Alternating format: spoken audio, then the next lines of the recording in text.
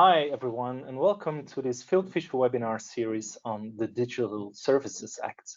My name is Tim Vankanet, and I'm a partner in the Technology, Outsourcing and Privacy team of FieldFisher Brussels.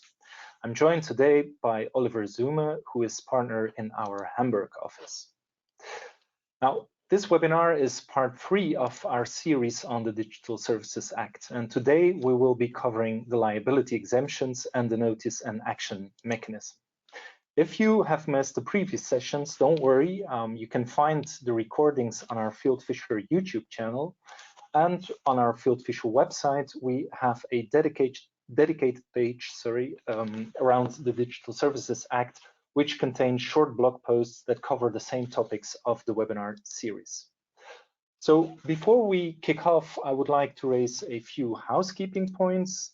This webinar obviously is also being recorded and will be made available on our YouTube channel. And if you have questions, Oliver and I will be very happy to take them. You can send them through using the questions functionality on the right side of your screen in the control panel. And we will either try to reply to them as we go along or address them at the end of the session. Yes, and that is what we will try to cover in the next 30 minutes of today's webinar. We will speak about the liability exemptions under the still current e-commerce directive and the changes under the Digital Services Act. You see here our main topics. We will speak about mere conduit, exemptions for caching and hosting, voluntary own initiative investigations, and finally, and maybe the most important part, the notice and action mechanism under the Digital Services Act. Please keep in mind, and that is important for everything that we present today, the Digital Services Act is a proposal. It's the beginning of a very intense legislative process. This is the proposal as it was published by the European Commission. So it's very likely that things will change in the course of this legislative process. And we are excited to see the first reaction of the European Parliament, who will start to work on its report on this proposal in May. So that is very important. This is not final. Nothing is written in stone yet. It's, well, a legislative process and things will change. Yes, indeed, Oliver, and I think intense is the right word. I think we all know how complicated it sometimes is to get these kind of proposals over the line. But of course, the initial proposal by the European Commission is always a good, gives a good idea of what the marching direction is. So by the end of this session, you should be able to understand how the liability exemptions and the notice and takedown mechanisms operate under the DSA, and obviously how they are different from the current regime of the e-commerce directive. Yeah, so let's get started. What does the DSA, the Digital Service Act, mean for liability exemptions? We have copied an excerpt here from the recitals of the Digital Services Act that actually provides a very strong message, which basically is that the key concept as we know it under the e-commerce directive will, at least in its core principle, remain the same. And that means every provider who is providing technical infrastructure, who is just in terms of technical means transferring information or providing access to certain information on a technical level, can benefit from the safe harbor principle. That is the same principle as we know it for more than 20 years now from the e-commerce directive. So that's a very important message up front. Yes, there are some changes. There are things that you should know and where you should be prepared, but the key principle of safe harbors for a special kind of internet service providers will remain. And I think this recital here shows that in a very good manner and brings it very much to the point. It does not only count for these access provider, but also, for example, for voice over IP provider, for Wi-Fi providers. Everyone who is providing technical services will benefit from these exemptions. And again, that is one of the key messages that we would like to start with in the very beginning. Thank you, Oliver. So let's have a look at the first exemption, which is the mere conduit exemption. And I think there we can start with some good news in the sense that this exemption would not change compared to the current exemption that we know under the e-commerce directive. So in other words, an internet service provider will not be liable for the information that is transmitted on its network if, and that's obviously the important part, if it simply passes on a communication that is initiated by one user to another. And actually the only impact that there would be with the DSA is that the rules would be harmonized now across the EU, because the DSA will be a regulation instead of a directive. So over to the next one, Oliver, which is the caching exemption. Yes, thanks, Tim. And also caching and the exemptions, liability exemptions for caching services have been copied actually from what the e-commerce directive states in that regard. So caching, as many of you will know, is the process of storing copies of files in a cache, so in a temporary repository, so that they can be accessed more quickly. Technically, a cache is more or less any temporary storage location for copies, files, or data. And this is a very important part of web services and makes the internet and the access to web pages faster for all of us. And again, as this is a pure technical service, caching services are basically exempted from the liability under certain conditions, of course, which you see on this slide. There are a number of conditions that you need to fulfill. I will not go into the details here. You see it on the slide. One part that is always very important is that you only are exempted from liability if you act expeditiously to remove or disable access to content as soon as you have knowledge of it. So if you have been notified by a notifier, by any third party. But regardless of that, you will benefit from this exemption as well. And again, the key message here, no difference between what the e-commerce directive states and what the Digital Services Act will state in the future. Good, and so that brings us to the third and last exemption, and we've seen that the first two don't really change. That's certainly not the case with the hosting exemption. Here, the Commission is proposing quite a few changes that may have an important impact on hosting providers. First, the e-commerce directive currently only refers to so-called illegal activity or information, and this concept is not defined as such in the directive. And that's different with the DSA. So first of all, the DSA adds to that the notion of illegal content, but in addition, it also provides a definition. Illegal content would be defined as any information that does not comply with union law or with the law of a member state. So obviously, it's good to have the definition, and because it will be more easy to determine what is and what isn't considered to be illegal. But as you can tell, it's a very broad decision, and there is an issue with the definition in terms of harmonization, isn't there, Oliver? Absolutely. So as you rightly pointed out, Tim, everything that is illegal, not only under a European law, but in particular illegal under the law of a specific member state, would be considered as illegal content. And that is something where I can imagine that this will be subject to controversial discussions in the further legislative process, because that kind of conflicts with the harmonization approach of this regulation, because it would mean that, let's assume there is a specific law in Denmark where a very specific behavior or practice is considered illegal.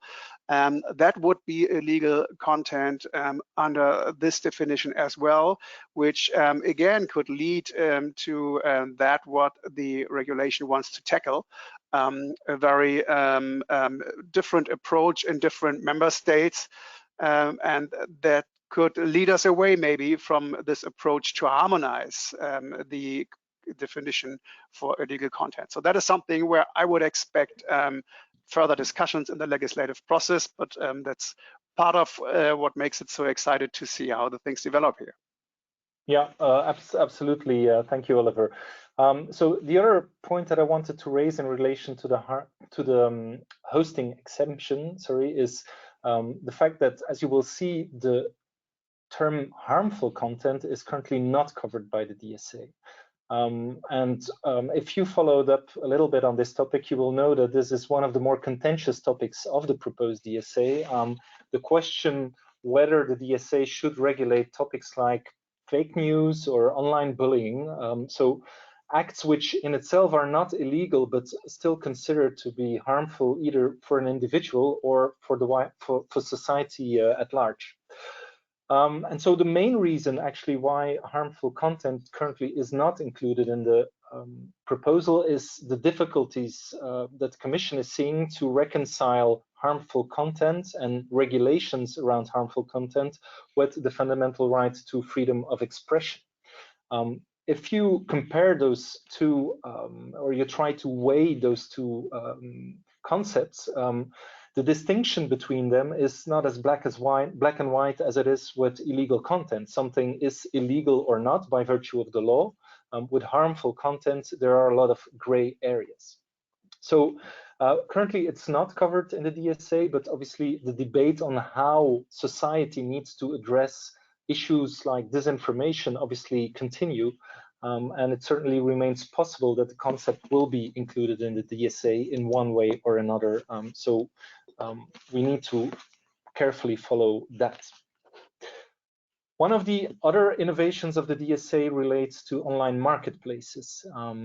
Actually, an online marketplace may lose the benefit of the hosting exemption, and that's new, when illegal content is offered for sale on their platform by an independent trader if, and again, this is the important part, if the way in which this content is presented creates the impression for the user that it is actually the marketplace who is selling it.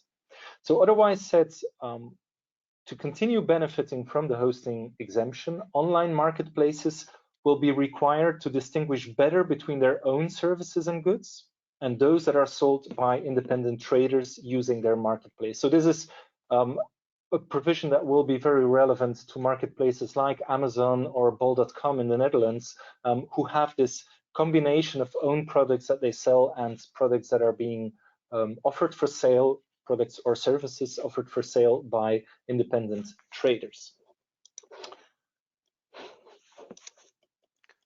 Yes, and then again, we come to something new and something that has been very contentious under the e-commerce directive, the so-called voluntary own initiative investigations. And in that regard, first of all, I think it's important to mention that you will know that the e-commerce directive doesn't have a monitoring obligation. It's the other way around. The e-commerce directive said there is no monitoring obligation ever, so no company that hosts third-party content on their platform would be obliged to monitor constantly if they are aware of any illegal content on their platform or on their servers.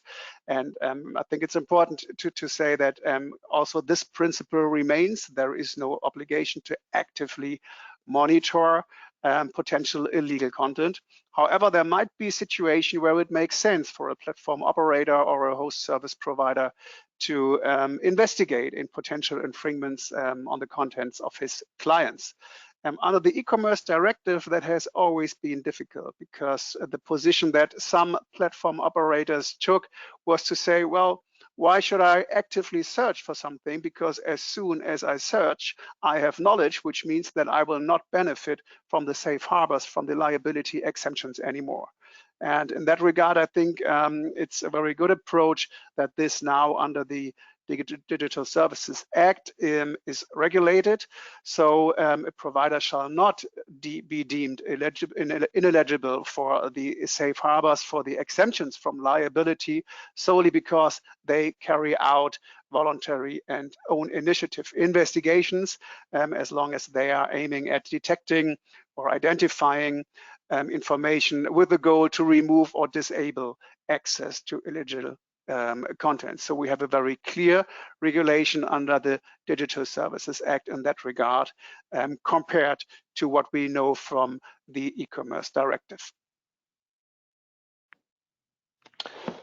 Yeah, thanks indeed, Oliver. And I think that that is really a very helpful clarification that the Commission is proposing, because it will really settle this debate on how active providers can be when they try to proactively avoid or remove illegal content from their platforms.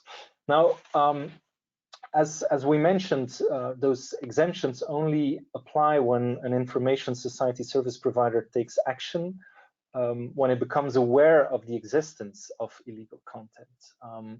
Now, what does it mean exactly, taking the action? And this is where the DSA proposes the so-called notice and action mechanism, which is really helpful, because under the e-commerce directive, what we've seen is that many member states implemented this concept of action in a very different way.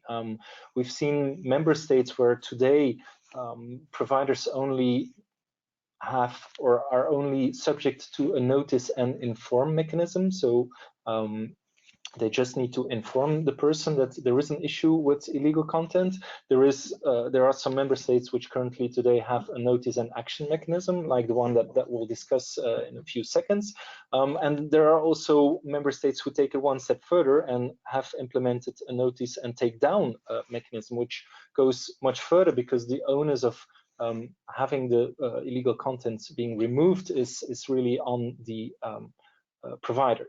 So what does the DSA propose here in an attempt to really harmonize the practices across the EU? Well, it's called a notice and action mechanism. And basically what it means is the following: an information society service provider has to implement an easily accessible, user-friendly mechanism that allows users to file a notice relating to illegal content. So you have to design a process on your website, on your platform, that users can easily find and where they can file a concern that they have. And the way in which this mechanism has to be designed, well, it has to be designed in a way where you're already nudging or obliging the user to provide quite a lot of information. What is that information? Well, for instance, the user is requested, when they make the report, when they file the notice, they are requested to indicate where the illegal content sits, so that the provider is more easily able to take action. Users are also requested to explain, justify why they consider that the content is illegal. But they also have to provide an affirmation, a statement that they are acting in good faith. So the mechanism that you have to roll out as a provider needs to cater for all these information requirements. So that is the first part, mostly focusing on the notice. And then obviously there's the action, right, Oliver? Exactly, because it's not only about receiving hints or notifications about potential illegal content on your platform. Of course, you have to take action. What does action mean? You have to decide, first of all, if this is illegal content. So you need to legally assess the information that is provided to you. And if you come to the conclusion that this, in fact, is infringing potential rights and is illegal, then you can either remove or disable the access to that specific content. So what does it mean in terms of what you need to do if you receive a notice that is compliant with the requirements that Tim just mentioned? Once you acknowledge the notification, you have to confirm to the notifier that you have received everything. You have then processed this notice in a timely, diligent, and objective manner. And finally, you have to inform the person who submitted the notice without undue delay of the decision it has taken. So the second communication must contain information of the redress possibilities. There might be cases where the notifier does not agree with the result and the notification that we report back to him. Yeah, you have to inform about the decision that you took. So either disabled or removed content, or if you are of the position that this is not illegal, that you just did nothing. Those are the possibilities. So again, the action is very clear, defined, and I think that's again a big difference compared with cases under the e-commerce directive, where we saw a lot of legal uncertainties about the requirements for notification, about the action that you had to carry out once you received such notifications. So the goal and the approach of the Digital Services Act here is indeed to very clear and very detailed specify the requirements of this process of notification and action that you have to take.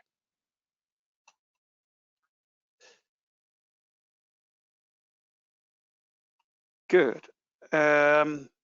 We already see the next slide, because what is new under the Digital Services Act is not only the process that is defined with regard to this notice and action mechanism.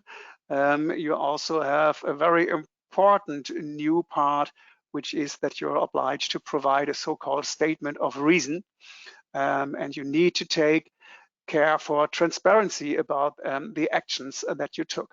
So once you have informed the person who notified a potential illegal content to you, you also have to inform the person who uploaded the information of the reasons why the information is being taken down, provided that you come to the result that this is illegal content and you act accordingly. So you must provide a statement to this person at the latest at the time when the information is taken down. And again, the DSA specifies the information that you have to provide to this person. For example, the territorial scope of the disabling of access, the facts and circumstances relied upon to take the decision, whether automated means were used to take the decision, which is a very important thing, because that means that there is room for, well, automated systems that are dealing with these notifications in the future. So you must not, or you do not have to assess everything individually. There is room for automated decision making, but if you make use of such systems, you have to inform the uploader about that and make transparent that this has not been an individual but an automatic decision. And in addition to that, in order to increase transparency, the DSA would require hosting service providers also to publish the decision and statements of reasons in a publicly accessible database. This database will be managed by the European Commission. That's at least what the proposal says. So that's another very important part in order to provide not only transparency about what a specific service provider did, but in particular an overall market transparency, where this database would cover how a huge number of internet service providers are dealing with these newly mechanism under the Digital Services Act. Yes, indeed, and I think on transparency, as we will cover in the next session, which will take place on the 19th of May, as part of the due diligence obligations of the DSA and the transparency requirements, there is really a huge focus on this aspect of transparency, and I think for society in general, I think this is a very good aspect of it. Not only should we make sure that illegal content is being taken down, but obviously, especially if we talk about the so-called gatekeepers, the very big online platforms, we want to be sure as a society that the way in which they comply with these obligations, that they do it in a manner that we consider acceptable, that there is no censorship, etc., etc. So I think the aspect of having to provide quite detailed and granular information in terms of how many requests you receive, how many notices, in how many instances do you actually take down the content, etc. I think that will be hugely beneficial. Okay, so that was really in a nutshell, bite size, all there was to know about the DSA proposal when it comes to the liability exemptions for the information society service providers and the notice and action mechanism. We have a few minutes left. If there are any questions, I currently don't see any on the screen, but if you do have a question, feel free to send it through. Perhaps just whilst we're giving it a minute to see if any questions come in. Oliver, in terms of planning, so we know that the next phase is European Parliament and the Council who need to adopt their position with regard to this text, and then the trilogue needs to start.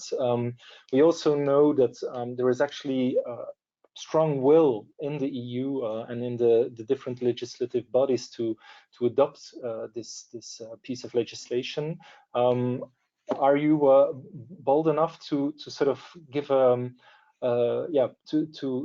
give a hint of when you expect this legislation to be adopted? Will it be as painful as the e-privacy regulation, or would it take less time in your view to get it over the finish line?